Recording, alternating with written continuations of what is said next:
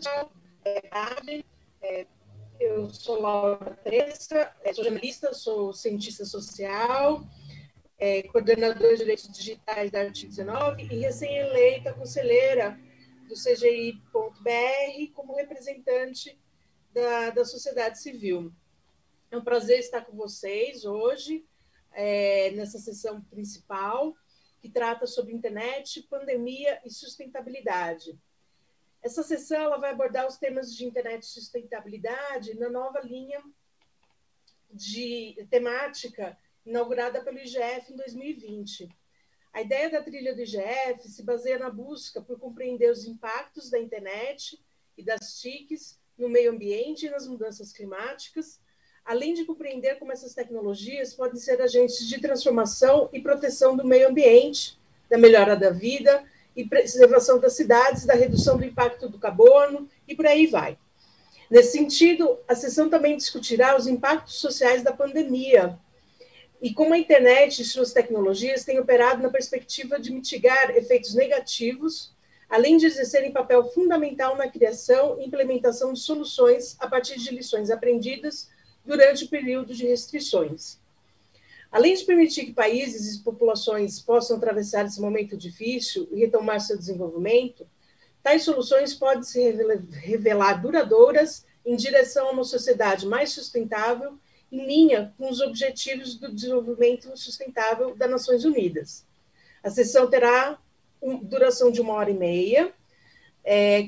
Nós vamos fazer uma rodada inicial de apresentação, em que cada palestrante vai poder se apresentar ao público. Na sequência, a gente vai ter uma intervenção inicial de 8 minutos, e teremos 40 minutos para um debate com o público. Eu gostaria, então, de pedir para que os nossos convidados se apresentassem, começando pelo Carlos Afonso. Pois não, boa tarde a todas e todos. Carlos Afonso, sou hoje um colaborador do Instituto NUPEF e estão me ouvindo? Porque aqui a tela mudou agora, desapareceu todo mundo. Alô, alô? Sim, estamos ouvindo. Estão ouvindo, né? Sim, ok. Eu estou aqui no interiorzão do Rio de Janeiro, em Itatiaia, aqui cercado de selva para todo lado, e com a conectividade via rádio, a cidade de Penedo, e parece que está funcionando. E eu sou também membro do Conselho da Capítulo Brasileiro da Internet Society, e ainda sou membro do IBASE, que foi um instituto pioneiro na implementação da internet no Brasil a partir do final da década de 80. Então é isso. Andrei, por favor, você poderia se apresentar? Boa tarde, obrigado, Laura. Um prazer, Carlos Afonso, estar aqui com vocês. Meu nome é Andrei Gutierrez, eu sou diretor de Relações Governamentais e Assuntos Regulatórios da IBM Brasil. Também sou cofundador e lidero um movimento chamado Brasil País Digital, que visa aí construir um Brasil mais digital e menos desigual, sobretudo aí com o compartilhamento de informações e reunindo aí organizações para que a gente possa avançar nesses debates e discutir como que é possível usar a tecnologia e reduzir as desigualdades. Em paralelo à minha formação, eu sou cientista social de formação, com doutorado em ciência política e sociologia, e já estou aí na estrada do setor de tecnologia, fazendo esses debates na IBM há mais de 5 anos. Arthur, por favor, se você pudesse apresentar. Boa tarde, obrigado, Laura. Agradeço ao Comitê Gestor da Internet pelo convite para participar do fórum. Meu nome, então, é Arthur Coimbra, eu ocupo a posição de diretor de aprimoramento de ambiente de investimentos em telecomunicações no Ministério das Comunicações. Ocupo também, sou servidor, sou procurador federal Minha formação, então, é na área jurídica, e eu atuo já há mais de 15 anos na área de telecomunicações. A minha área, efetivamente, é telecomunicações, que, obviamente, é uma interface essencial com o mundo da internet, e atualmente também sou conselheiro gestor sou conselheiro do CGI, conselheiro suplente na vaga do Ministério das Comunicações.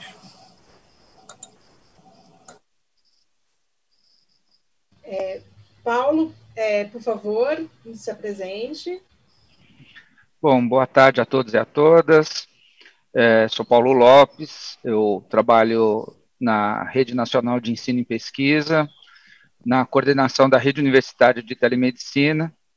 Eu sou engenheiro, mas atuo mais de 20 anos na área de informática em saúde e telemedicina, e agora o termo saúde digital.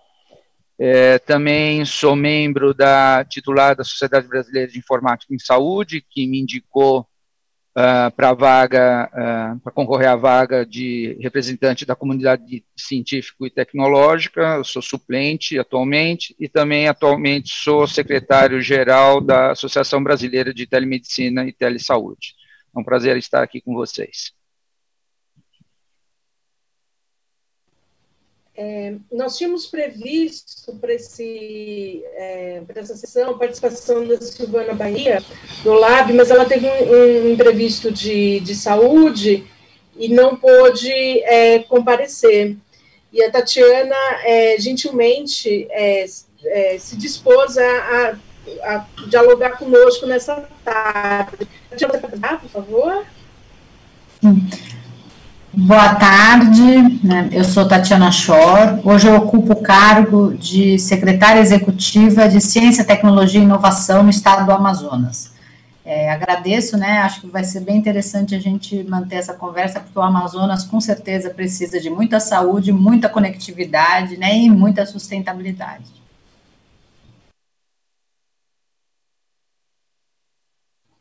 Eu agradeço a todos, pela disponibilidade e generosidade de dispor do seu tempo para a gente conversar sobre esse assunto de extrema relevância, não só para o tema principal do Fórum da Internet no Brasil, que é a internet para resiliência e solidariedade, mas também para a nossa sociedade. Inicialmente, foram formuladas algumas perguntas orientadoras para esse debate. São elas: como a internet e as TICs podem mitigar os efeitos sociais da pandemia de Covid-19? Como a internet e as TICs podem auxiliar o desenvolvimento sustentável e a proteção do meio ambiente? E, por fim, como essas tecnologias têm auxiliado o desenvolvimento humano e a solidariedade entre os povos. Inicialmente, eu vou convidar o Carlos Afonso, que, como membro do MAG, ele acompanhou a criação dessa trilha no IGF e pode nos dar mais contexto de onde surge esse debate. Então, eu passo a palavra inicialmente para o Carlos Afonso fazer sua intervenção. Obrigada, pessoal. Carlos? Ok. Antes de mais nada, eu queria fazer um pequeno comentário sobre a realidade que a gente vive, Nós estamos enfrentando desafios inéditos, Uma pandemia que sempre foi possível, mas agora é real e sem perspectiva clara de como vai terminar, E estamos convivendo com uma cultura aparente de suicídio-genocídio, em que as pessoas acham que já foi muito o tempo que dedicaram ao isolamento, à proteção, e etc., e a economia em primeiro lugar, ou o trabalho em primeiro lugar, e vamos em frente. E acabam se contaminando, e o ciclo começa de novo, até que se tenha, talvez, uma vacina que seja eficaz. A humanidade há muito tempo não experimentava uma crise como essa, que é uma espécie de meteoro biológico que caiu sobre o planeta. Então, esse desafio perpassa todas as atividades humanas, né? E certamente perpassa as questões relativas à economia da informação. Deixa eu só reduzir a tela aqui, porque tudo desapareceu na minha tela aqui. Pronto. Eu não sei o que fazer aqui para tirar isso aqui, porque apareceu um slide no meio e eu não estou conseguindo ver nem a minha apresentação. Achei aqui.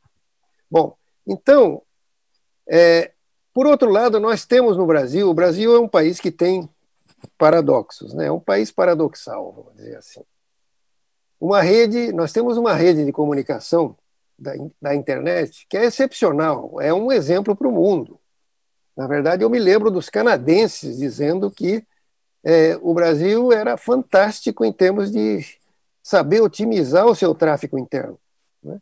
Enquanto o Canadá tinha 1 ou 2 pontos de troca de tráfego e trocava praticamente toda a sua informação com os Estados Unidos, as suas redes internas, né, trocavam entre si a informação com os Estados Unidos, o Brasil tinha dezenas de pontos de troca de tráfego que permitiam o luxo de trocar informação regionalmente, ou localmente, o que otimiza o uso dos recursos de banda da internet brasileira. E o Canadá hoje acabou seguindo a nossa prática e hoje tem muito mais pontos de troca de tráfego e percebeu que não podia seguir trocando tráfego dentro dos Estados Unidos, né? Então, nós temos essa infraestrutura de quase, creio que mais de 30 hoje pontos de troca de tráfego nas principais cidades do Brasil, uma infraestrutura privilegiada, né? Pontos de troca de tráfego que hoje trocam terabits por segundo, estão entre os 2 ou 3 primeiros no mundo, né? E isso convive com uma contradição terrível que é que a internet foi feita para a ponta. A internet é uma rede para as pessoas se comunicarem, para os domicílios se comunicarem. Não é uma rede para os datacentros e para os grandes operadores, né, se divertirem, vamos dizer assim. Ela foi feita para a ponta. E a ponta, no Brasil, é a que mais sofre, porque é extremamente desigual, né? Nós temos no estado mais rico do país, que é São Paulo, e também o mais desigual, infelizmente, é também desigual na área de comunicação, de inclusão digital, vamos dizer assim, que você tem comunidades grandes dentro da cidade de São Paulo, que tem 10% do PIB brasileiro, produz 10% do PIB brasileiro, e tem situação de desconexão horrível, né, em que as pessoas têm que confiar num telefone celular pré-pago, né, com poucos recursos técnicos, inclusive, para poder fazer alguma coisa. Então, e enquanto isso, os governos, nossos 5.570 e tantos governos, porque tem que contar os municipais, estaduais e o federal, estão cada vez mais migrando seus serviços para o digital, para a rede. E os domicílios brasileiros, em sua maioria, não têm condição de usar com eficácia esses recursos que estão sendo migrados para o digital. Então, há uma verdadeira distopia entre o avanço dos governos para o digital e a impossibilidade das famílias usarem adequadamente esses recursos. E aí você continua fazendo fila, continua dormindo em fila, continua sofrendo o que a gente vê as pessoas sofrerem com essa pandemia, né? Em uma política que, inclusive, é completamente desarrazoada em termos de quais são as estratégias de apoio emergencial às famílias. Então, a minha grande preocupação com essas questões é muito mais sobre o tema da inclusão do IGF, que é um dos 4 temas, do que o tema de ambiente sustentável, né? Meio ambiente sustentável. E a gente tem que lembrar também que todos os 4 temas do IGF, que é inclusão, dados, confiança, que é fundamental, e meio ambiente e sustentabilidade, eles se entrelaçam. né, você, ao fazer uso da rede, você precisa de confiança sobre os serviços que você está usando, precisa de proteção com leis de proteção de privacidade, etc., e precisa de qualidade de serviço, né, que é a inclusão, precisa pensar em como usar de maneira sustentável a rede, como a rede deve fornecer serviços de maneira sustentável, né? Uma das grandes discussões que ocorrem internacionalmente é de como tornar os data centros mais verdes, digamos assim, né? E mais sustentáveis, né? E existe, inclusive, um cálculo que eu não lembro se continua sendo o mesmo, porque o Google avançou bastante na questão da eficácia do uso dos seus recursos, mas cada consulta feita no Google significava ferver uma chaleira inteira de água, de consumo de energia. Então, são bilhões de consultas, são bilhões de chaleiras ferventes que nós estamos vendo acontecer no mundo. Então, o consumo de energia do complexo da internet no mundo hoje, incluindo os grandes datacentros, é imenso, é muito grande, tanto é que alguns datacentros são construídos ao lado de grandes hidrelétricas, né, para mitigar o custo de uso dessa energia, né. Então, essa é uma questão ambiental fundamental para ser considerada. Uma outra é o que acontece com os dejetos dessa tecnologia digital. O que acontece com um computador jogado fora, um celular jogado fora, que é uma poluição nova que aparece e que é muito grave e que precisa ser cuidada, né? Então, são muitas questões, é uma coisa muito ampla, mas a minha grande preocupação é essa, que nós temos que mitigar esse paradoxo de ser um país com uma infraestrutura de conexão espetacular e que não chega à ponta, chega de maneira precária com celulares pré-pagos, ou não chega de jeito nenhum, ou chega com uma péssima qualidade e a um custo muito alto, e não há como a população como um todo poder usufruir dos recursos de serviços de governo, de um monte de outros serviços relacionados à sua própria educação, etc., né? Se isso não for, vamos dizer, uniformizado, harmonizado e equacionado por uma estratégia de inclusão eficaz, que realmente funcione, né? É isso que eu queria falar no começo, tá bom? Obrigado. Muito obrigado, CA, por contextualizar, né, esse debate para nós. Eu queria, então, retomar, né, as três perguntas orientadoras, né? Como utilizar as TICs e a internet para mitigar os efeitos sociais da pandemia do Covid-19, como a internet e as TICs podem auxiliar o desenvolvimento sustentável e a proteção do meio ambiente, como essas tecnologias têm auxiliado o desenvolvimento humano e a solidariedade dos povos. Passo a palavra, então, para fazer sua intervenção inicial ao Andrei. Andrei, qual é a perspectiva do setor privado? Tirar do mudo aqui. Obrigado, Laura, que honra falar logo depois aqui do Carlos Afonso, que responsabilidade também. Bom, eu acho que a minha intenção aqui é fazer uma reflexão geral, usando um pouco o que eu tenho visto, o que eu tenho escutado, não só aqui no Brasil, de outros colegas, de outras empresas, sobretudo o debate também que tem acontecido lá fora. E fazer junto com vocês uma reflexão para a gente construir juntos esse argumento e essa construção da sociedade que eu acho que a gente chegou no momento de fazer. Ponto importante, antes da pandemia, eu acho que é muito importante a gente mapear em que momento histórico a gente está vivendo. Primeiro, a gente vive uma transição social sem precedentes históricos aí nos últimos 150 anos, né? Se engana quem acha que vivemos apenas uma quarta etapa da Revolução Industrial e não uma outra revolução, tal qual foi a Revolução Industrial. Ou seja, a gente vive um momento de transformação social em todos os níveis, né, no qual as relações sociais estão sendo transformadas de uma maneira muito drástica, muito profundas e muito rápidas, né? Então, assim, talvez a única comparação histórica mais próxima que a gente tem é a própria Revolução Industrial, onde tudo foi transformado.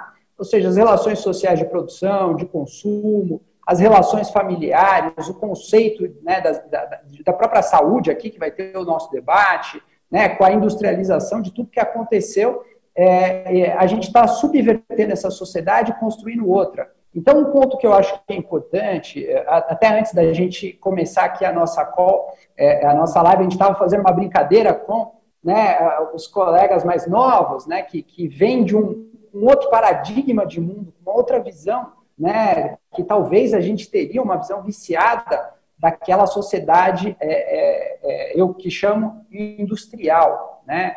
Então, o fato é que a gente já, antes da pandemia, já estamos transformando essa sociedade.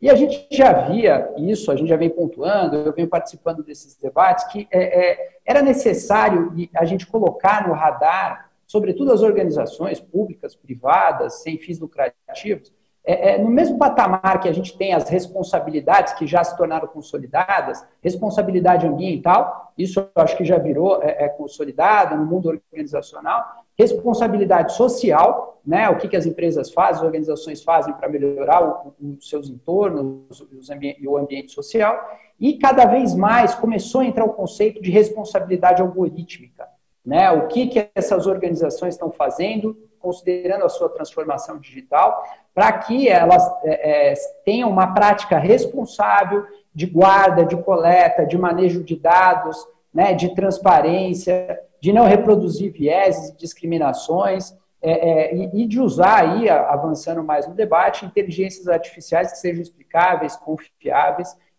para a sociedade, e, sobretudo, auditáveis, né? Então, esse debate vem antes da pandemia. E o fato novo que a gente tem, que eu acho que é muito importante, vendo da perspectiva das organizações que a pandemia trouxe, é uma reflexão que a gente vai ter para repensar a nossa sociedade de uma maneira muito ampla, né? Então, acho que a pandemia ela acelerou a transformação digital, isso é inegável, ela escancarou as mazelas da nossa sociedade, né? Então, acho que esse é um ponto muito importante e talvez daqui a 10 anos, 20 anos, a gente vai olhar antes e depois da pandemia, né? Porque ela é um marco de uma pandemia que parou o planeta inteiro no meio de uma transformação social muito profunda, talvez sem precedentes nos últimos 150 anos. E aí ela escancarou, sim, eu acho que o Carlos Afonso trouxe aí muito, felizmente, essa comparação, né, de uma das principais mazelas, que foi o acesso a toda a infraestrutura digital, né? De um lado, a gente tem um governo fazendo um trabalho excelente de digitalização de serviços públicos, de outro, a gente tem uma população ainda com, né, um blackout digital de acesso à informação. Ainda, se a gente for olhar para as mazelas do passado, um índice de analfabetismo muito alto ainda, a população brasileira inaceitável, uma baixa formação da mão de obra, baixa educação, né? E aí, se a gente pega a questão da pandemia, ainda olhando para a questão social, a questão do homeschooling, né, da escolarização, da continuidade das aulas nas famílias de classe média, né, eu acho que isso escancarou, que tem dispositivo em casa, que tem conexões, né, rápidas e banda larga, ao contrário de outros recantos, outras famílias que não têm sequer acesso a dispositivo para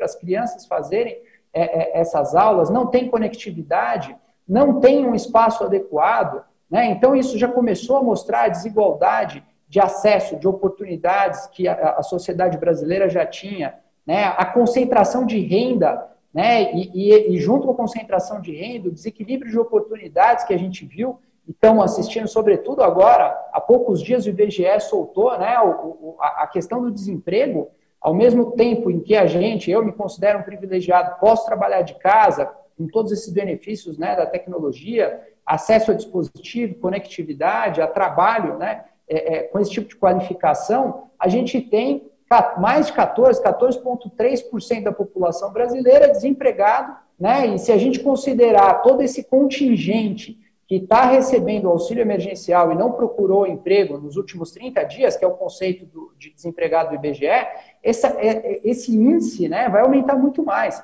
O que vai aumentar a dificuldade de acesso, a dificuldade de renda e a concentração de renda para o ano que vem, sobretudo, quando o auxílio emergencial acabar. Então, a gente vê que teve na saúde também, né, acho que o Paulo vai mencionar, a gente vê também a pandemia escancarar a dificuldade de acesso à saúde, não só em termos de renda, mas em termos de regiões também, né? Então, acho que esses são pontos importantes para a gente considerar. Mas, junto com isso, veio, né, uma janela de oportunidades. E aí eu me solidarizo muito aqui com alguns movimentos de reflexão, sobretudo no Fórum Econômico Mundial, que as discussões que a gente tem visto são: não vamos se pautar por um novo normal. A gente tem que se recusar reproduzir o normal em algo novo. E, pelo contrário, vamos pensar eles chamam de The Great Reset, um grande recomeço, um grande reboot, como se você formatasse, né, o computador, e vamos tentar começar a reconstruir essa sociedade, repensar as matrizes, né, do desenvolvimento econômico, esse padrão de desenvolvimento econômico e social, uma matriz energética mais limpa, né, estimular setores econômicos nessa retomada da pandemia, que estão aí buscando uma matriz energética mais limpa, consumo de produtos mais sustentáveis, né, ou empresas que estão aí focando na redução de emissão de carbono. Enfim, a gente tem uma série de oportunidades para olhar e pensar num projeto, na construção de um projeto de nação para o século XXI. Eu acho que esse é o momento. A pandemia, ela traz uma série de dificuldades, de desafios, né, para o país, para todas as organizações, mas ela traz essas oportunidades, essa janela de oportunidade para a gente pensar aquilo que a gente não quer reproduzir, a que tipo de sociedade a gente quer construir e qual é a obrigação que cada um tem. Porque aquele velho normal, né, e mesmo onde a gente já se inseria os conceitos de responsabilidade ambiental, responsabilidade social e até mesmo responsabilidade algorítmica, a gente vê que isso aí já está ficando ultrapassado. Se a gente quiser ter uma sociedade mais equilibrada, mais justa, né, e mais sustentável para as próximas gerações, vai ter sim que romper com aquele paradigma de desenvolvimento econômico e social que a gente tinha de antes da pandemia. Então, eu acho que fica, e aí eu encerro aqui, meu tempo está se esgotando, acho que a gente vai ter oportunidade de discutir, entrar nos detalhes, mas essa era a minha intenção, a minha provocação inicial, da gente pensar e usar a pandemia mesmo como uma janela de oportunidades para a gente refletir sobre a construção de um projeto de nação que a gente quer alcançar. Obrigado. Obrigado, Andrei. Muito ambicioso, né, os seus aportes. Eu queria convidar o Arthur para nos trazer a perspectiva do setor público. Arthur. Obrigado, Laura, pela introdução e pela apresentação. Acho que a partir da fala do Carlos Afonso, né, e também da fala do Andrei, fica muito claro que, apesar de a gente estar vivendo uma questão conjuntural, que é a pandemia, dificilmente o mundo vai voltar a ser como era antes, em algum momento, né? A pandemia trouxe uma série de mudanças súbitas, né? As pessoas, em questão de dias, tiveram que migrar para teletrabalho, escolas e universidades implantaram, né, um ensino remoto, as próprias interações sociais, né, entre famílias, entre amigos, passaram a ser intermediadas pela tecnologia, pela internet, e tudo isso aconteceu numa velocidade incrível, né, em função de um evento imprevisto, que é a pandemia, né, de Covid-19. Então, de fato, como o Andrei falou, a transformação digital se acelerou com esse processo. E ela se acelerou na marra, né? Existe a estratégia brasileira para a transformação digital, que vem propagando a importância do país se adaptar a essa nova economia, uma economia digitalizada, né? E agora a gente não tem muita escolha, né? A gente está se adaptando, né? Então, de alguma forma, esse período ele vai deixar mudanças que vão perdurar além da pandemia, tanto na nossa vida laboral, na nossa vida de estudante e na maneira que a gente tem de interagir com as pessoas. Isso não necessariamente é algo negativo. A gente sabe que a maior adoção de tecnologias traz benefícios que não apenas na área da produtividade como um todo, mas também no campo das políticas públicas. E a gente já está vendo isso, né? O que foi a distribuição de benefícios sociais do auxílio emergencial? Teve casos em que foi necessário uma ida presencial em agências da Caixa para regularizar a situação, mas a grande maioria dos casos que não se viu, né, conseguiu efetivamente ter acesso ao benefício por meio do aplicativo, né, sem precisar se deslocar pessoalmente a uma agência. Telemedicina, que finalmente foi regulamentada pelo Conselho Federal de Medicina, depois de muitos e muitos anos de segmentos médicos tentando fazer isso, isso finalmente aconteceu, né? Também no próprio combate à disseminação do vírus, educação à distância, quer dizer, uma série de elementos de política governamental que se transformaram rapidamente por conta da nossa situação. E também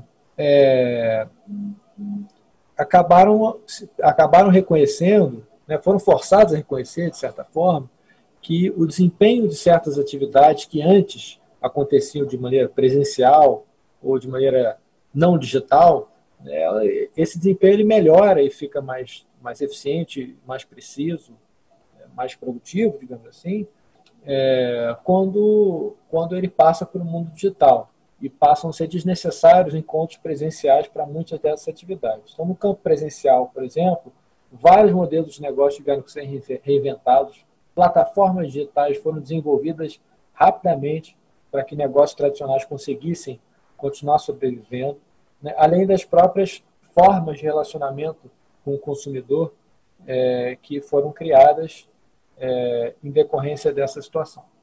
Então, esses novos hábitos, eles não serão abandonados e a transformação digital é um caminho sem volta, né?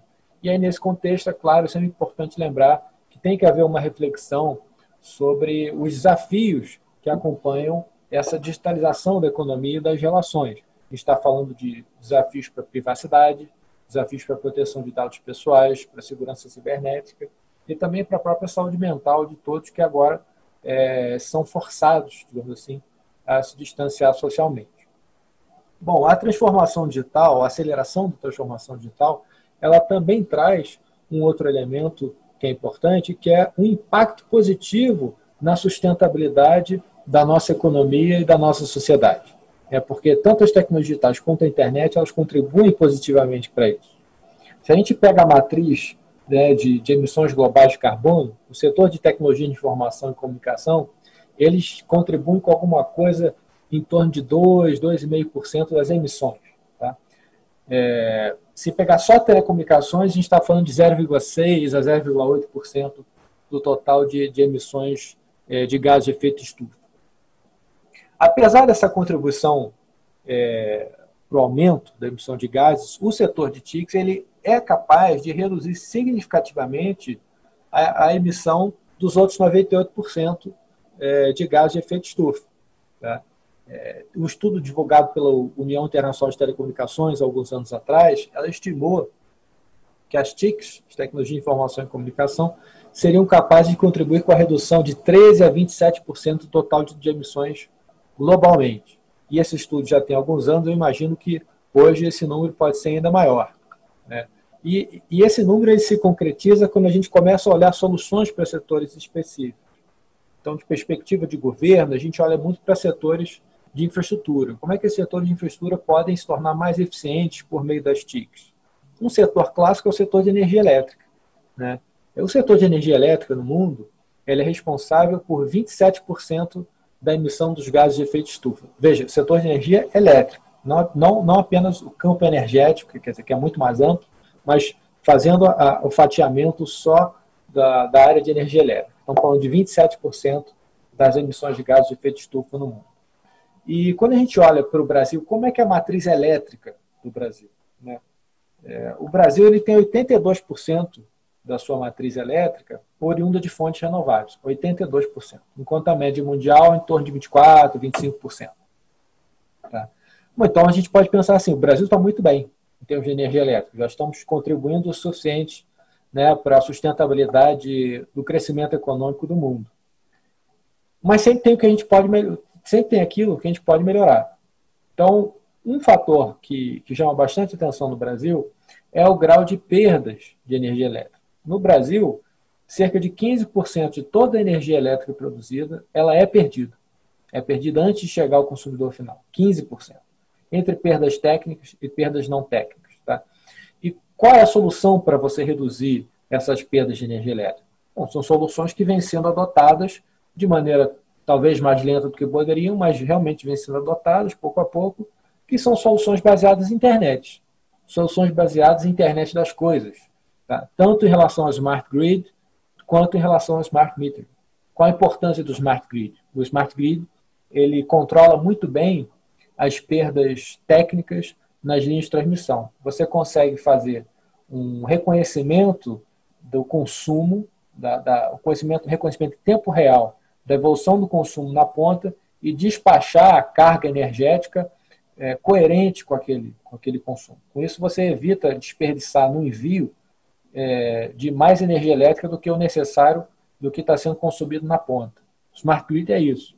E o Smart Meter, na ponta, ele ajuda não só a perda técnica, mas também a perda não técnica, né? Garantindo que todos os usuários efetivamente conectados à rede elétrica tenham o seu serviço e que os usuários que estão querendo furtar energia, digamos assim, possam ser de alguma forma redirecionados à sua legalização por conta da desativação remota permitida pelos leitores e controladores via Smart Meter. Então, as soluções existem, né, permitem que a sustentabilidade penetre nos diferentes setores de infraestrutura, e o setor de transportes é outro. Né, para ainda ficar no contexto da pandemia, hoje o teletrabalho virou uma regra.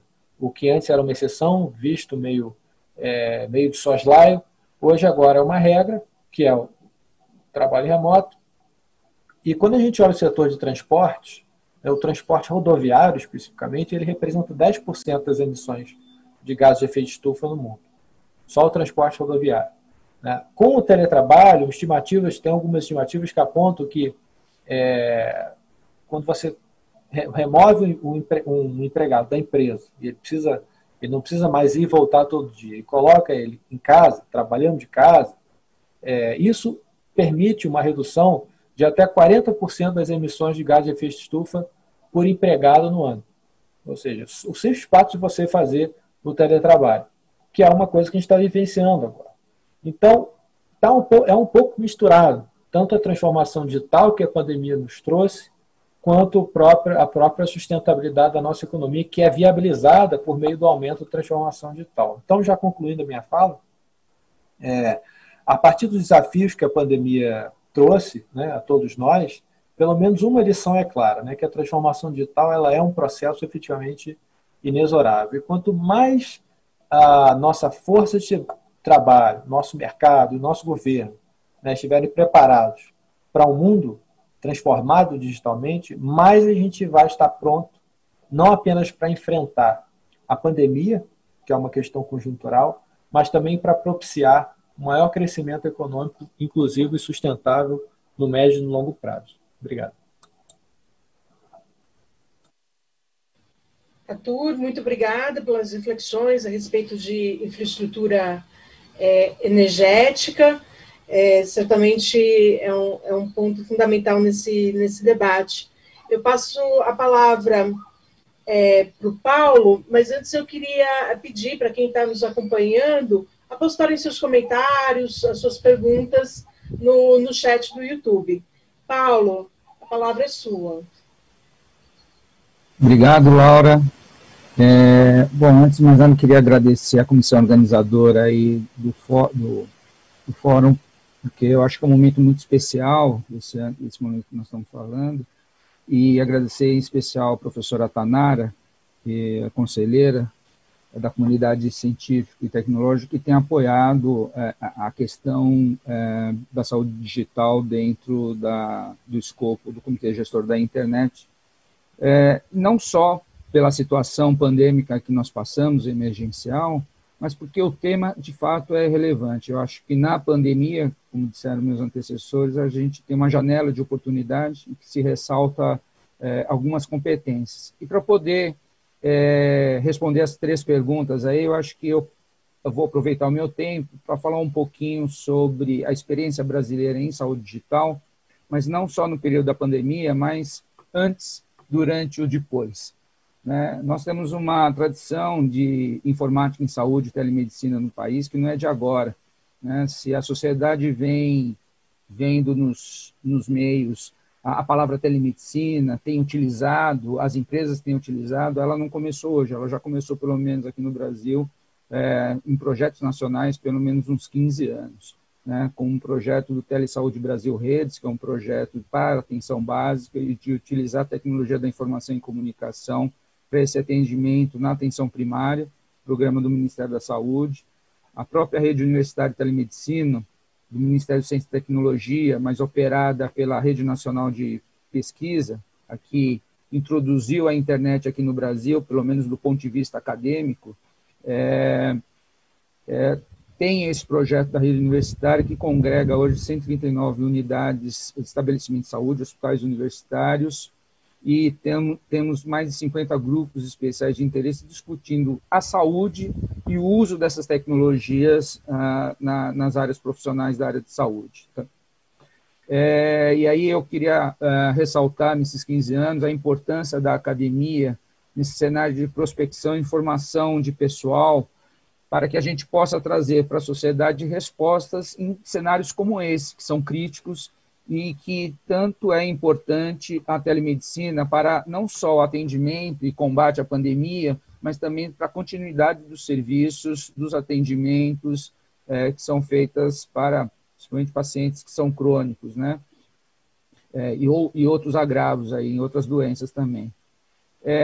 Graças a essa discussão já de 15 anos, é que hoje nós temos no cenário nacional uma estratégia de saúde digital, liderado pelo Ministério da Saúde, mas já acordado entre as 3 esferas de governo, a União, os estados e os municípios, que permite que a gente aborde o problema da incorporação da tecnologia na área da saúde, considerando 4 pilares. O pilar da governança, a experiência do que é o CGI, nós precisamos na saúde também digitar um processo de governança dessa estrutura de saúde digital, serviços, sistemas, padrões e interoperabilidade, porque isso são condições sine qua non para tudo poder funcionar com sustentabilidade, a infraestrutura, que é base do processo, então daqui a pouco a gente fala sobre a importância que a internet tem, não só na pandemia, mas depois da pandemia, e as dificuldades que nós temos, acho que o Carlos Afonso também abordou essa questão, e a questão principal, que é a formação de recursos humanos, né? Profissionais da área de saúde. Nós temos uma nova geração, a gente estava falando um pouco antes de começar o seminário, que é muito bom ver esses jovens fazendo a abertura desses painéis, mas eles precisam ser capacitados a utilizar a tecnologia de uma maneira mais profissional e de maneira segura e ética, né? Então, são novas questões que a tecnologia digital vem trazendo e nós temos discutido isso bastante na academia. E, na realidade, eu estou aqui representando um conjunto de sociedades, né, da comunidade científica e tecnológica, a Sociedade Brasileira de Informática em Saúde, a Associação Brasileira de Telemedicina e Telesaúde, a Sociedade Brasileira de Engenharia Biomédica, a Sociedade Brasileira de CIOs e a própria Abrasco, Associação Brasileira de Saúde Coletiva, que são sociedades que têm discutido o tema, é um tema transversal e cuja a união dessa academia é muito importante para o que está acontecendo nesse momento, né? Durante a pandemia, nós tivemos aí vários estabelecimentos de saúde que começaram a se utilizar da tecnologia para fazer o provimento do combate e, posteriormente, acompanhamento dos pacientes que não puderam se deslocar aos hospitais, aos estabelecimentos de saúde. Nós tivemos, na própria rede universitária de telemedicina, uma amplitude muito grande de utilizar a infraestrutura que nós já tínhamos para troca de conhecimento, né? Isso do ponto de vista nacional como internacional também. Então, já antecipando aí a resposta dessa importância da internet para a colaboração internacional, né, na troca de conhecimento. E nós tivemos, inclusive, a criação, até antes do anúncio da pandemia, alguns dias antes, a gente já tinha aí a noção da importância de se criar um grupo especial de interesse para discutir o Covid-19 para trazer as informações de uma coisa que era muito nova para todos, né? Bom, em consequência disso, nós tivemos o marco legal da telemedicina, de uma certa forma, aprovada neste momento pelo Conselho Federal de Medicina, como foi colocado anteriormente, mas depois colocado também como legislação do nosso Congresso, durante a pandemia, né? Nós temos, essa legislação ela não está valendo para depois da pandemia, que deve ter uma outra regulamentação, uma outra legislação, né? Porque é uma discussão bastante complicada, porque envolve a questão de responsabilidade e ética e os desafios que essa tecnologia traz para os profissionais e para a segurança dos pacientes. E já entrando na parte final, né, pós-pandemia, nós temos, na realidade, várias questões sobre essa emergência sanitária nos deixa, né? Porque o principal elemento na área de saúde é como ampliar a universalização da área de saúde. E a saúde digital é um instrumento importante dentro do ODS 3, que é de saúde, como elemento fundamental para permitir essa universalização do serviço de saúde, mas ela não é o fim, né? Ela é só um meio. Para que a gente, inclusive, esteja num estado permanente de combate às novas emergências sanitárias que deverão vir para o futuro, né? Então, eu destaco aqui que a internet assume um papel fundamental nesse momento em relação à infraestrutura para a saúde digital, em especial a telemedicina. E nós temos, no contexto aqui de inclusão, eu mudaria um pouco a fala do Carlos, que para nós, na área de saúde, a inclusão é aquilo que está na Constituição, né? É a universalização, a equidade e a integralidade da saúde, não só nos estabelecimentos de saúde, mas o grande desafio que nos aponta no futuro é como fazer isso a partir das escolas e dos domicílios, tá? Então, encerro por aqui nesse momento. Muito obrigado novamente.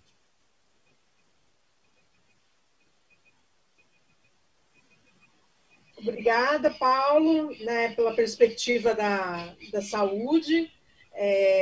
Eu acho fundamental para o contexto de Covid, né?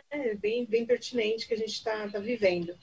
Eu passo a palavra, então, à Tatiana, que vai nos trazer uma perspectiva regional. Tatiana? Boa tarde.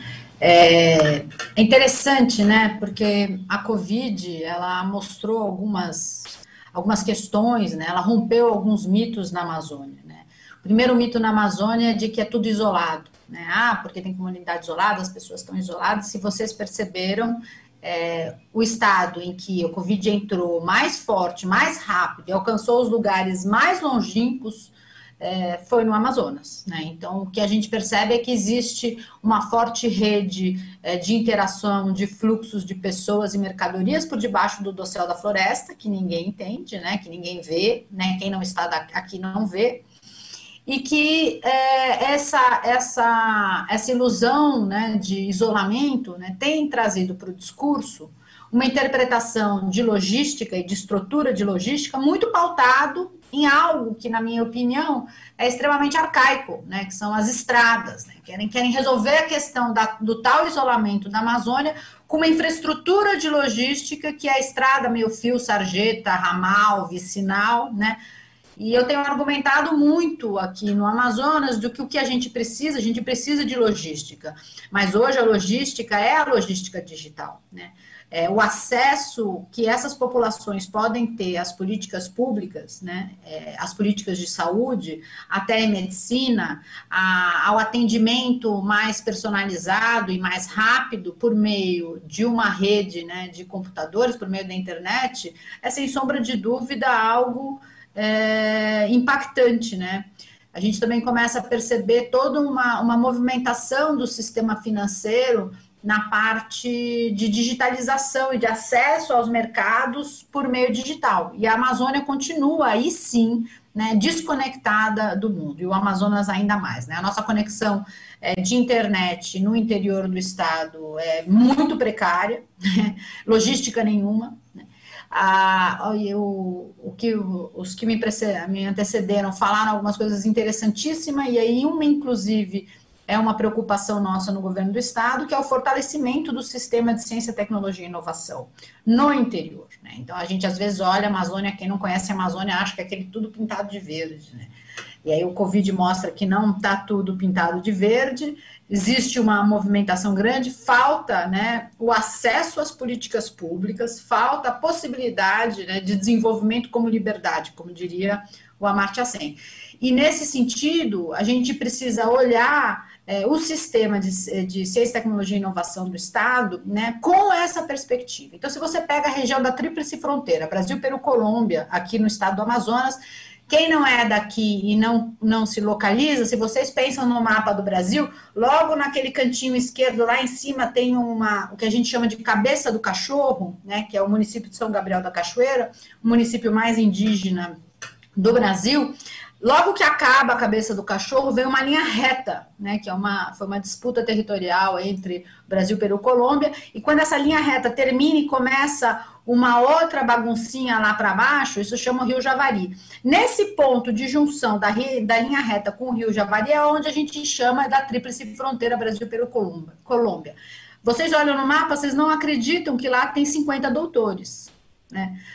Nós temos 3 instituições de pesquisa lá. Nós temos a Universidade Federal do Amazonas em Benjamin Constant, nós temos a Universidade do Estado do Amazonas em Tabatinga e o Instituto Federal do Amazonas também em Tabatinga. Eu tenho 50 doutores, 128 mestres, eu tenho uma potencialidade de desenvolvimento econômico inclusivo, sustentável, que eu não consigo acessar porque eu não tenho uma logística digital, né? A internet lá é péssima. Péssima, assim, não é nem que você não consegue abrir um PDF, às vezes você não consegue usar o seu zap do telefone.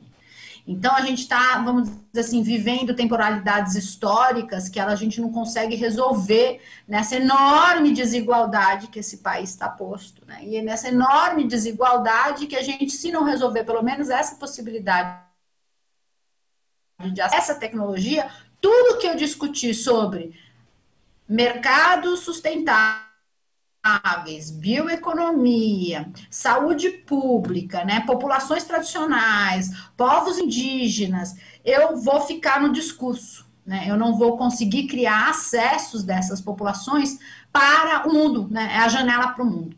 O que nós estamos fazendo, né, no governo do estado? Nós conseguimos, junto com o Ministério do Desenvolvimento Regional, implantar uma proposta de parque científico-tecnológico nessa região da Tríplice Fronteira, visando, né, fortalecer esse sistema de ciência e tecnologia, reconhecendo nele o potencial de desenvolvimento econômico e o potencial de melhora na qualidade de vida das pessoas. Porque se a gente olhar pelo mundo, todos os países que se desenvolveram têm um forte sistema de ciência, tecnologia e inovação. E ciência, tecnologia e inovação, que nem disse o colega da RNP agora mesmo, né, não se faz sem conectividade, né? Nós estamos aí com uma conversa com a RNP para ver se a gente consegue voltar a discutir, né, a Infovia dos Solimões para a gente poder fortalecer esse sistema. Esse é um aspecto. O segundo aspecto, talvez a gente não tenha uma solução única. Talvez quando a gente começa a falar sobre tecnologia digital, num ambiente que nem é a floresta amazônica, a gente precisa pensar nas tecnologias se sobrepondo. Então a gente precisa ter rádio, a gente precisa ter satélite, a gente precisa ter infovia, né? E de várias outras mecanismos para que esse acesso aconteça, né?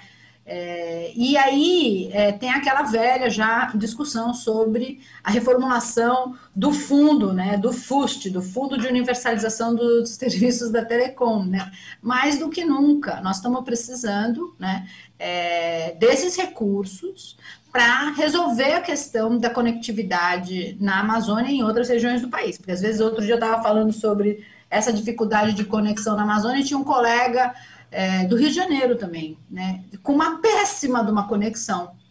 E aí eu fiquei pensando, bom, então não é um problema de Amazônia, é um problema de Amazônia, mas é um problema de Brasil. E aí a gente começa de novo a pensar em o que significa a nossa leitura das desigualdades territoriais em termos de acesso à internet de qualidade, né? Eu, durante a pandemia, fiquei uns 5 meses numa cidade do interior do Amazonas.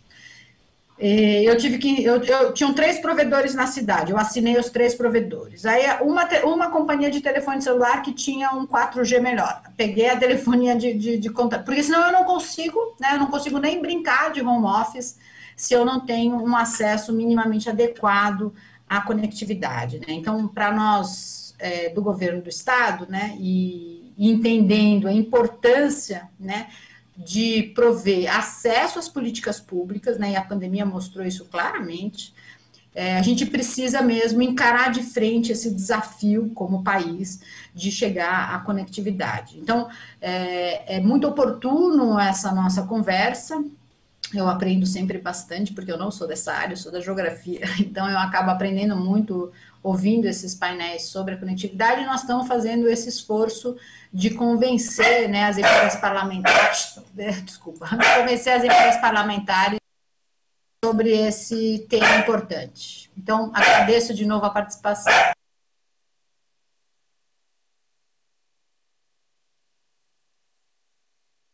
Obrigada, Tatiana.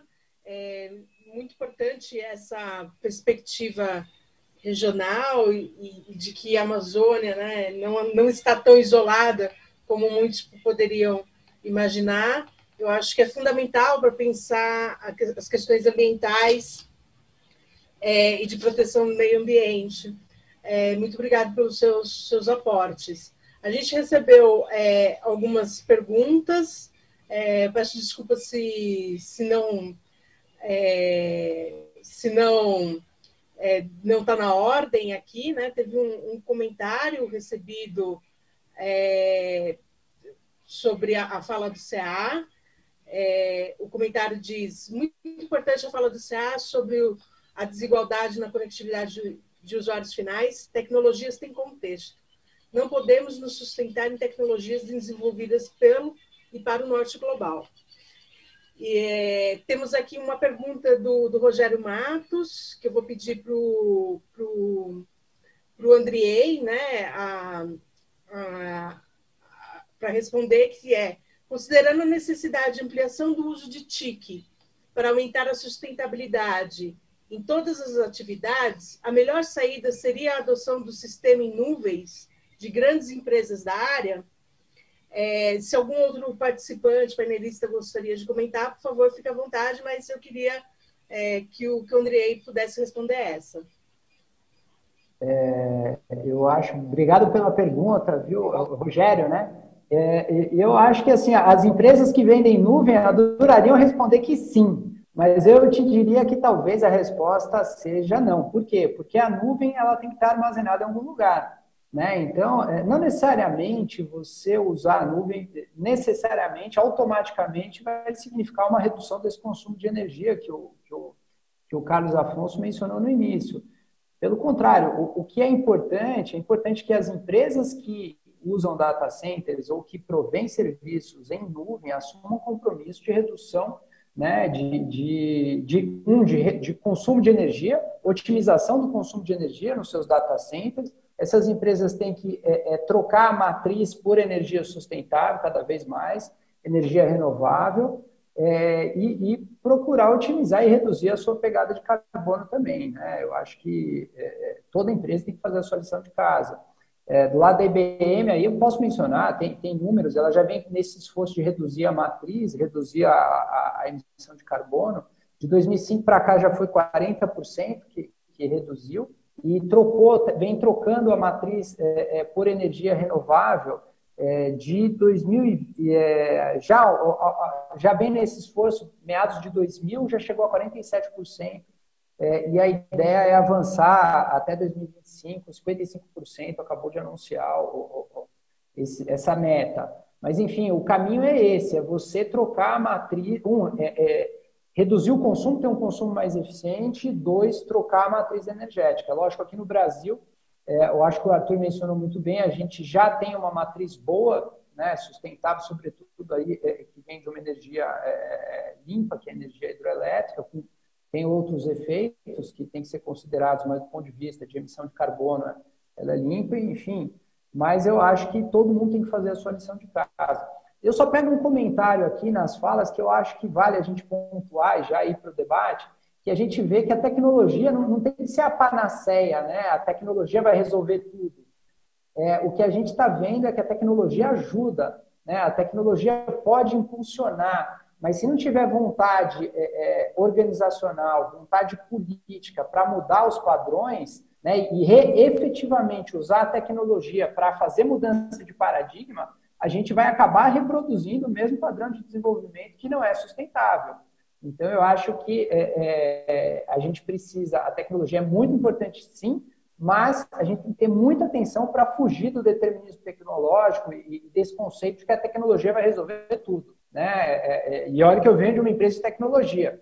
Ou seja, o desafio que a gente viu, sobretudo, a gente viu na fala da Tatiana, na fala dos outros colegas, é que o desafio é humano antes de tudo. A gente tem desafio ético, né? Desafio em termos de burocracia. Eu acho que, né, o exemplo da telemedicina, desse grande sandbox regulatório que a nossa sociedade está tendo para testar a medicina, a telemedicina, isso aí está sendo fantástico. E, sinceramente, eu espero que o Congresso vote, tenha um projeto de lei da deputada Adriana Ventura para perenizar, né, a telesaúde, o atendimento virtual. Espero que isso seja perenizado e não fique só no período da pandemia. Mas, enfim, já encerro por aqui para a gente seguir o nosso debate. Obrigado pela pergunta.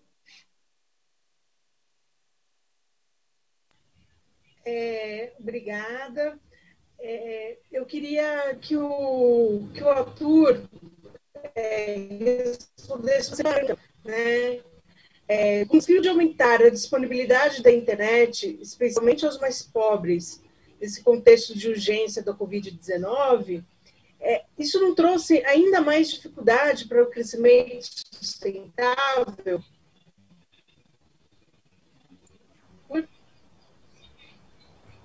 Olha, essa pergunta do ela é coerente, sim, né? Na verdade, tentando ser um pouco mais específico, a pandemia e essa necessidade de aceleração da transformação digital, ela trouxe mais dificuldade para um crescimento inclusivo, né? Ela subiu o sarrafo do crescimento inclusivo, porque antes uma infraestrutura que era importante, que era o acesso à internet disponível, de boa qualidade, por meio de um dispositivo adequado, ela se tornou não apenas importante, mas essencial para qualquer tipo de democratização de oportunidade econômica ou educativa que se queira empreender. Então, de fato, isso aumenta a pressão, né, por políticas públicas que expandam infraestruturas de telecomunicações, e aí já fazendo um gancho, né, com o que a Tatiana falou, é importantíssimo para nós, né, a aprovação do projeto de lei do FUST, PL 172, que já se encontra em fase final de tramitação no Senado Federal, relatora senadora Daniela Ribeiro, né, que tem conversado com a gente, está muito dedicada a esse projeto, a aprovar esse projeto. Mas, independentemente desse projeto, a gente entende a importância, sobretudo, de encontrar soluções para as regiões do Brasil que precisam mais de infraestrutura. E a região do Brasil que precisa mais de infraestrutura, que só tem 60% dos municípios conectados com fibra ótica, é a região amazônica. Exatamente por isso, algumas semanas atrás, foi lançado o programa Norte Conectado, que tem uma participação importante da RNP também, né? O Paulo está aqui, ele é parte da RUT, que também é vinculado à RNP, E esse programa ele pretende levar fibra ótica por meio de redes terrestres, mas também subfluviais, para cerca de 60 municípios da região, estendendo a linha troncal precisamente até Tabatinga, né? Enquanto essa infraestrutura não chega, eu já coloco à disposição aqui, Tatiana, e de quem mais da região que tiver interesse. Nós temos o satélite geoestacionário de defesa e comunicações estratégicas, que é o maior satélite de banda larga da América Latina. Ele tem 58 gigabits de capacidade, dedicados integralmente ao Brasil. Nós atendemos muitos pontos importantes na Amazônia, né? A operação acolhida inteira em Roraima só consegue ser atendida pelo nosso satélite, porque é o único satélite que entrega banda larga de alta capacidade na região amazônica. O satélite de propriedade da Telebrás, operado por ela, né, e por meio também das nossas políticas públicas, e estamos à disposição para encontrar soluções para a melhoria da qualidade para a área de ciência e tecnologia, inovações e educação no estado do Amazonas, especialmente nessas zonas de fronteira mais isoladas.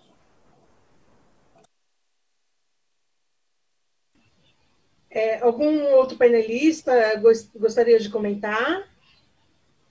Temos mais perguntas. Olha, aqui. Eu queria pegar essa pergunta, tem uma outra pergunta no chat, sobre políticas públicas, né? E a pergunta que está lá no chat é sobre utilização de Starlink, né?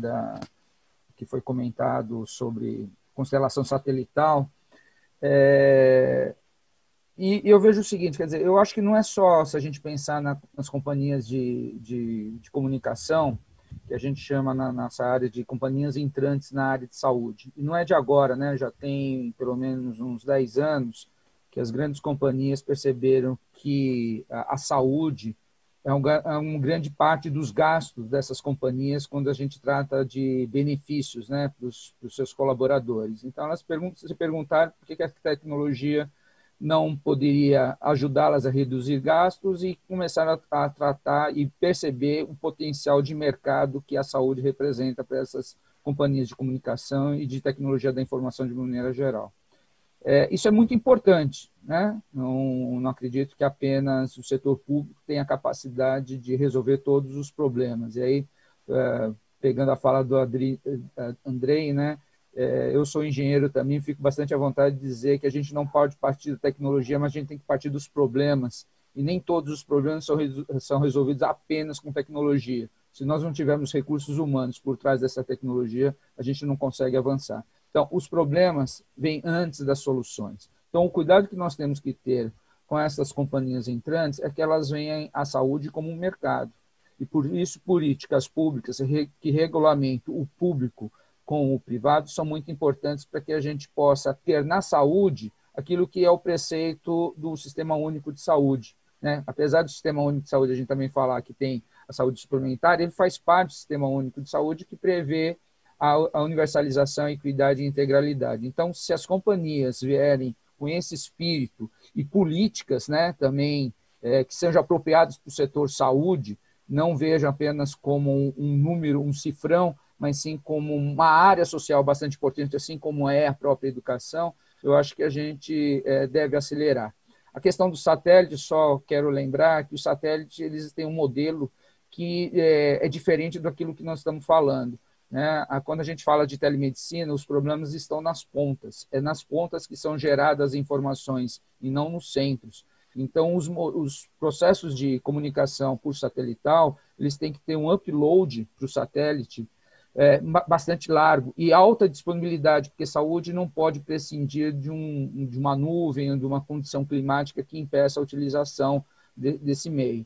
Mas, em algumas situações, como falou o colega do Ministério de Ciência e Tecnologia, é a única solução que nós temos viável naquele momento. Então, com muito cuidado, eu acho que as soluções de comunicação elas são soluções que passam por diversos tipos de tecnologia para serem utilizadas na área de saúde.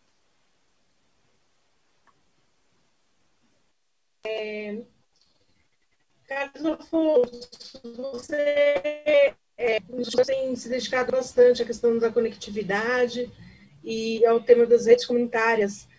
As redes comunitárias são um modelo de conectividade sustentável?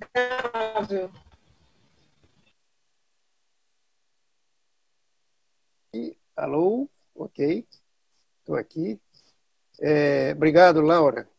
Bom, eu quero dizer que, lembrando das falas do Paulo, que eu tive a oportunidade de me reunir com o pessoal do Telesaúde do Hospital Universitário da Universidade Federal do Maranhão. Um trabalho primoroso, excepcional, e que eles usam várias tecnologias para se comunicar com quem interessa, que são as pessoas na ponta, né? Em termos de prover recursos, informação e assistência de todo tipo, inclusive usando aplicativos no celular e bases de dados. Tem um estúdio de vídeo primoroso, um trabalho incrível lá do professor Humberto, se não me engano o nome dele. E aí nós fizemos a ponte entre as redes com as quais a gente já trabalha no Maranhão e esse projeto de telesaúde lá.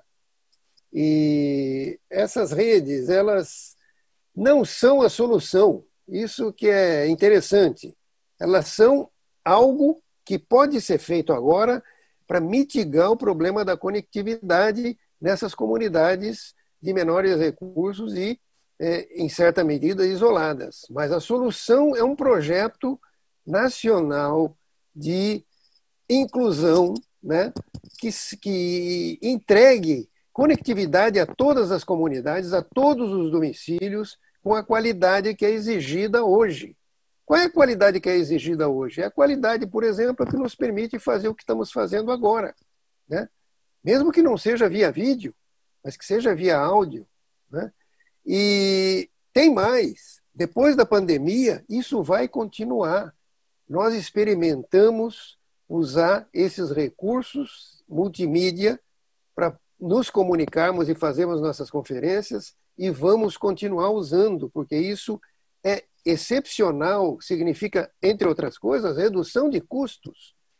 Existem organizações, como o próprio CGI-BR, por exemplo, que de repente está com um orçamento mais folgado porque todas as reuniões presenciais que ele tinha que promover ao longo do ano, e reuniões que eles promovem ou que viajam para poder participar de eventos internacionais, estão sendo feitas online a um custo muito menor, principalmente de viagem, de passagem, de hotel, etc. Esse aprendizado já está aí para nós. E nós vamos aproveitar isso para seguir nos comunicando em reuniões, etc. Então, isso significa mais importância ainda para garantir conectividade em todos os domicílios, né? Então, as soluções que a gente hoje busca, várias organizações que dão apoio às comunidades para montar redes comunitárias e buscar lá uma estação de satélite que possa ter footprint naquela área e que faça um contrato decente. Até hoje, por exemplo, a gente não conseguiu falar com a Viasat, que é o nosso satélite, e nas redes comunitárias que nós estamos apoiando lá, a gente está usando a Hughes, a operadora de satélite Hughes, porque com a Viasat não conseguimos diálogo para ver o que fazer, né? Então, e com todas as dificuldades que tem o satélite, de um delay muito grande, etc., né? Como a gente já sabe.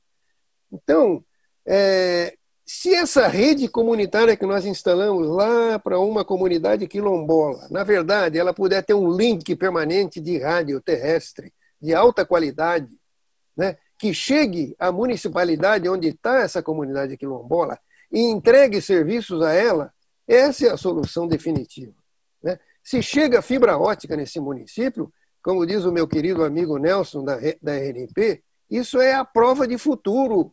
Um link de fibra ótica é a prova de futuro. E nós temos que espalhar essa conectividade por fibra. Ah, mas a Amazônia é complexa, é muito grande. Os municípios são grandes demais e têm população esparsa. Bom, temos que resolver isso. Até recentemente, ninguém pensava em passar fibra ótica pelos rios. Agora estamos passando fibra ótica pelos rios, né? São soluções importantes.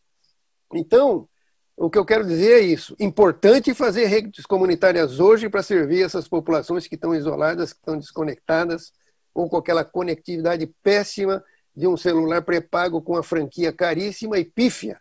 Se você consultar um site hoje, por exemplo, um blog, né, cheio de propaganda multimídia, pronto. Só aquela consulta já pode comer a franquia de um celular pré-pago hoje, né?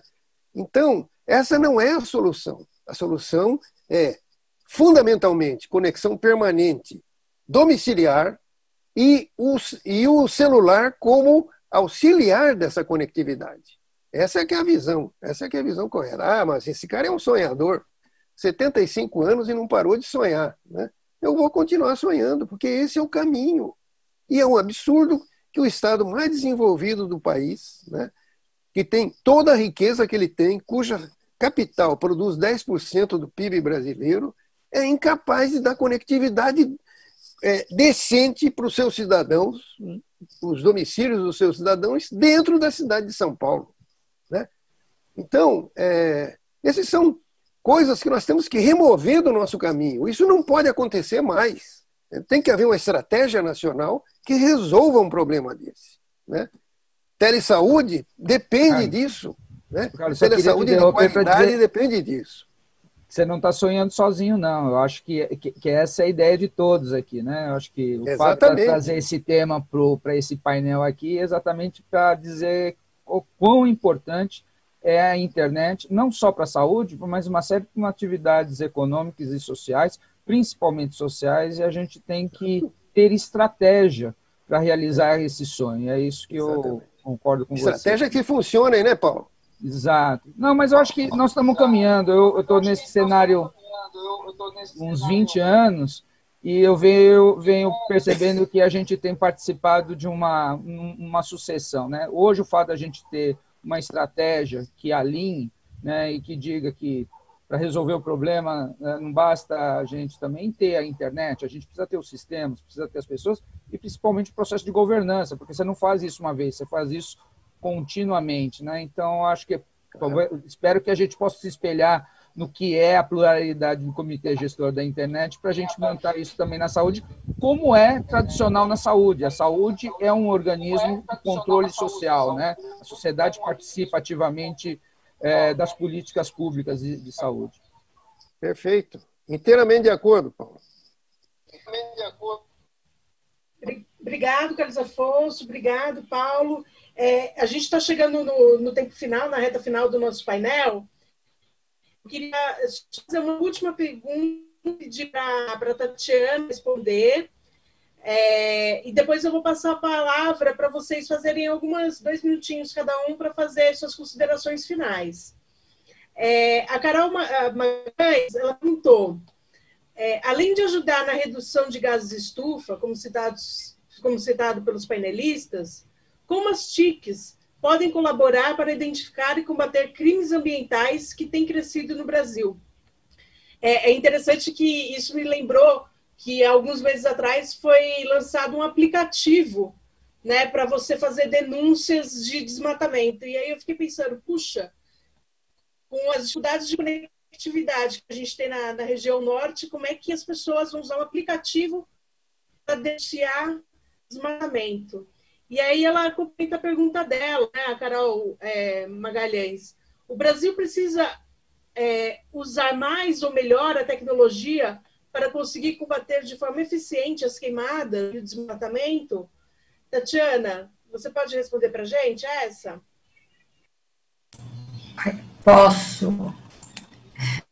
Posso sim, acho que é uma boa pergunta, né?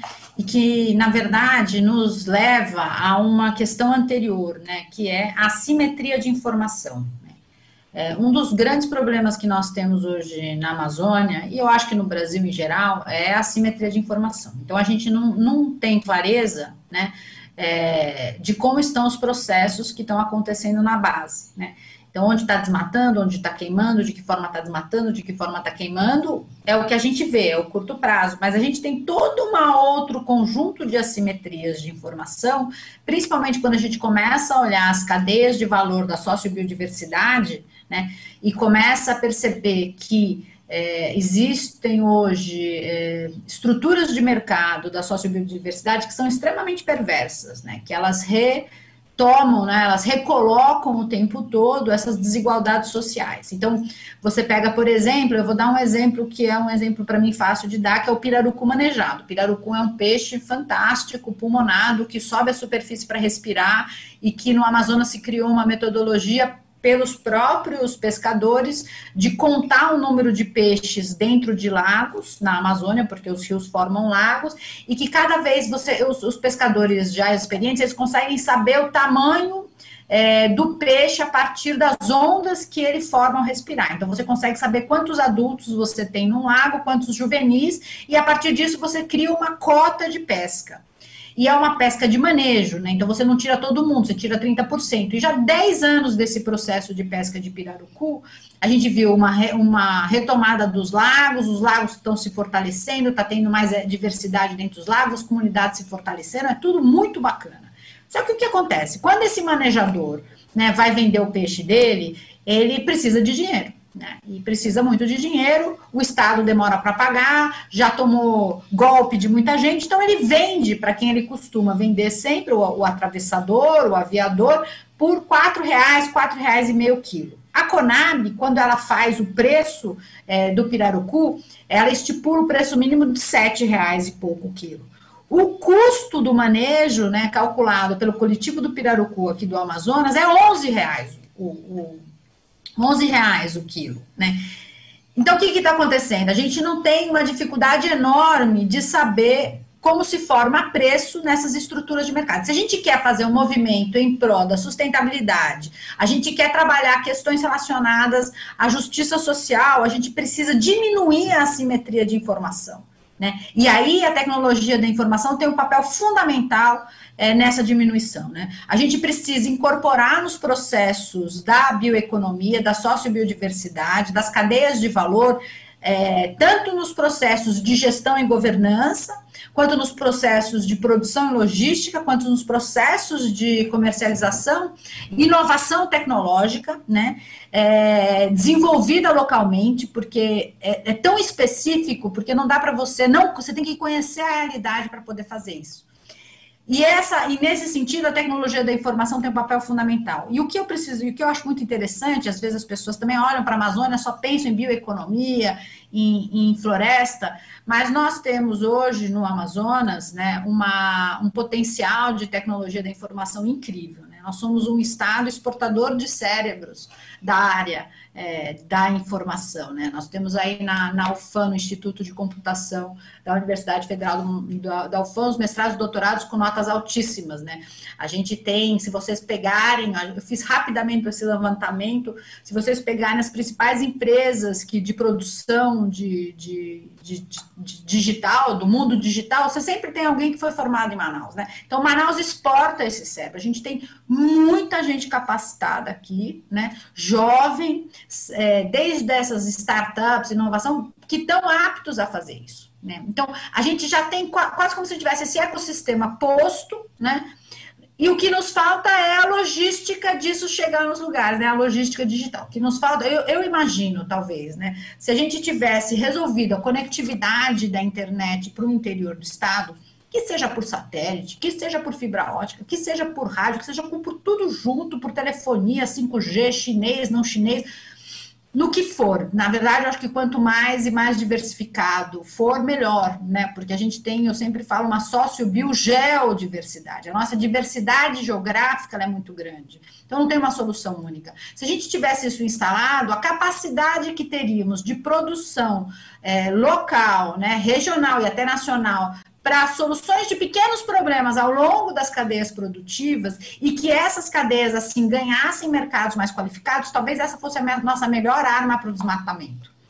Talvez essa fosse a nossa melhor arma para as mudanças climáticas, né? Porque a gente só vai combater desmatamento, a gente só vai combater queimada com desenvolvimento econômico, né? E que desenvolvimento econômico que a gente quer? E aí sim eu acho que é o enorme potencial da tecnologia da informação e da comunicação na Amazônia, né? É levar a gente para um modelo de desenvolvimento econômico sustentável que tem na sua matriz a inovação tecnológica, né? Eu sempre brinco falando, eu não quero vender açaí no saquinho, não é isso, É a incorporação da tecnologia ao longo dos processos todos. Então, a gente no Amazonas a gente tem nos organizado, né? Temos a Associação do Polo Digital de Manaus, que tem entre os seus propósitos essa articulação, né? Começar a fazer com que o ecossistema, né, do polo digital converse com a floresta, que o polo industrial de Manaus converse com a floresta e com suas populações. Então, eu vejo, daí voltar àquela minha primeira fala, da importância de entender que logística hoje não é só a estrada asfaltada, são as estradas digitais, que são elas que vão nos levar para um desenvolvimento sustentável e socialmente justo. Obrigada. Muito obrigada, Tatiana. Gente, na verdade, o tempo se esgotou, mas eu queria tomar a liberdade de passar a palavra aos painelistas, para que façam uma despedida e uma última intervenção. Podemos começar... eu queria lembrar, né, eu vou já me despedir por aqui, aproveitar essa minha fala, lembrar que a gente está tendo um espaço de interação no fórum, que está no site do fórum, acessem, né, depois da sessão, tem essa possibilidade de bater um papo com os outros participantes das outras sessões e dos outros painéis, nesse workshops, nesse espaço. Eu queria me despedir, agradecer pelo debate, foi bastante diverso, né, como tem que ser um diálogo multissetorial. Eu acho que nos traz muitas perspectivas para iniciar esse debate de forma mais profunda. E queria fazer um agradecimento especial à participação da Tatiana por não ter me deixado ser a única mulher desse painel. Muito obrigada, Tatiana, por me acompanhar nesse debate. Passo a palavra, então, na ordem que a gente começou. Pode ser, Carlos Afonso? Pode. Obrigado. Olha, eu quero dizer o seguinte, como já foi falado aqui, de certa forma. Quando a gente construiu o Comitê Gestor da Internet, foi um trabalho multissetorial, com a participação decisiva de pessoal do Ministério da Ciência e Tecnologia e do Ministério das Comunicações, da academia e da sociedade civil, né? E nós construímos um projeto pioneiro de governança numa época que sequer se usava o nome governança da internet. Fomos aprender esse nome em 2005, quando do Fórum Mundial da Sociedade da Informação, né? O Marco Civil foi construído a partir de algumas sementes que foram implantadas ao longo de anos. Os 10 princípios do CGI-BR de governança e uso da internet, e levamos 2 anos para escrever e publicar aquilo por consenso, né, de 2007 a 2009. Em 2009 se começou a construir o Marco Civil partindo daqueles princípios. E fomos até 2014 para o Marco Civil ser sancionado, em um processo multissetorial também. Nós precisamos retomar essa atividade multissetorial, essa interação entre todos os setores, para produzir coisas importantes para o país. O Marco Civil, como o Comitê Gestor, foram pioneiros no mundo nas suas categorias, né? Construídos assim, multissetorialmente. Então, precisamos disso também para resolver os problemas de meio ambiente e sustentabilidade, de inclusão digital, etc., etc., de segurança da rede, tudo isso. Obrigado. Muito obrigado pela oportunidade. Obrigado, Carlos Afonso. Andrei? Eu pego o gancho aqui da fala do Carlos Afonso e faço eco. Eu acho que a gente precisa dar continuidade a esse fórum. Faço até uma provocação aqui aos colegas do CGI, do IPR, ao fórum, para que a gente continue esse debate. Eu acho que esse painel aqui não se esgote aqui, para que a gente continue essa discussão para a construção coletiva de um projeto de nação sustentável que olhe aí para o século XXI e aproveite todas as oportunidades aí com o crescimento, inclusive sustentável, não só social, mas ambiental também, para esse século XXI que vai ser o século da revolução digital. Então, eu acho que é extremamente importante que a gente siga nesse diálogo, como o Carlos Afonso apontou muito bem, multi-stakeholder, com a participação de todos, para construir o país que queremos e não façamos simplesmente a reprodução do velho normal em um novo. Né? Eu acho que, e termino aqui deixando essa provocação e agradecendo muito o convite e dizendo que foi um grande prazer estar aqui com vocês e aprender um pouquinho mais sobre esse tema. Muito obrigado. Obrigada, Andrei. Arthur? Bom, Laura, agradeço bastante a sua moderação aqui, parabenizo todos os colegas pelas intervenções consistentes e sábias, e também parabenizo o CGI por promover esse debate sobre esse assunto, que deveria ser muito mais ressaltado do que né, que é a internet e sustentabilidade. Infelizmente, não são muitos os fóruns que debatem esse assunto específico, e eu espero que o CGI continue nessa trajetória de provocar essas discussões, né, para que a gente possa aprofundar um crescimento mais inclusivo e mais sustentável a partir das tecnologias e da transformação digital. Obrigado. Paulo. Bom, parabéns a Laura e Tatiana pela presença feminina no debate. Nós precisamos dessa equidade, né? E agradecer novamente a oportunidade de trazer a semente, para usar as palavras do Carlos Afonso, né, a semente da saúde para esse debate, mas eu gostaria de trazer isso como um fórum permanente dentro do Comitê Gestor da Internet no Brasil. Né? Eu acho que é muito importante o Comitê Gestor da Internet para que a gente não aprofunde a divisa digital e na área de saúde, pelo menos, que a gente possa fazer da tecnologia um aliado para diminuir as desigualdades sociais. Tá? E que venha a primavera e que essa primavera nos traga flores. Obrigado. Precisamos muito.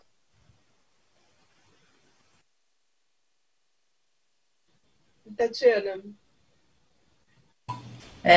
Também vou agradecer bastante a professora Tanara, né, que está sempre me puxando para essas conversas boas. Me senti um pouco culpada de ter falado um pouco de saúde, então eu acho que, de fato, é um tema que vocês devem levar, né, e eu acho que essa junção saúde, sustentabilidade e tecnologia da informação e da comunicação é muito interessante, né. Só para dizer que agora que nós estamos nos tempos das queimadas, Manaus nebuloso até o fim, né? E as implicações na saúde disso. Então, a sustentabilidade, né? O desenvolvimento sustentável, o fortalecimento das cadeias de valor, né?